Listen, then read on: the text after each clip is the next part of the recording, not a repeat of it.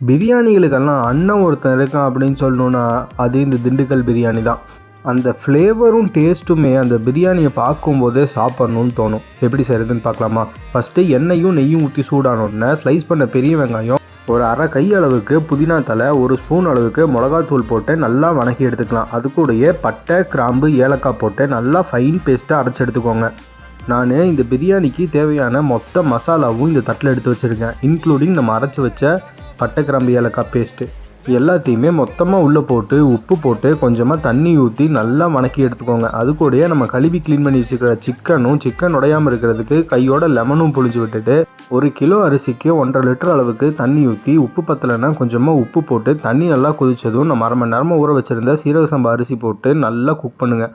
நல்லா குக் பண்ணி அரிசியும் தண்ணியும் லெவலாக வந்தோடனே மேலே கொஞ்சமாக நெய் ஊற்றி ஒரு 10 நிமிஷம் தம் போட்டு எடுத்தால் நம்ம பிரியாணி சூப்பராக ரெடி ஆயிடுச்சு. செஞ்சு சாப்பிட்டு என்ஜாய் பண்ணுங்கள்.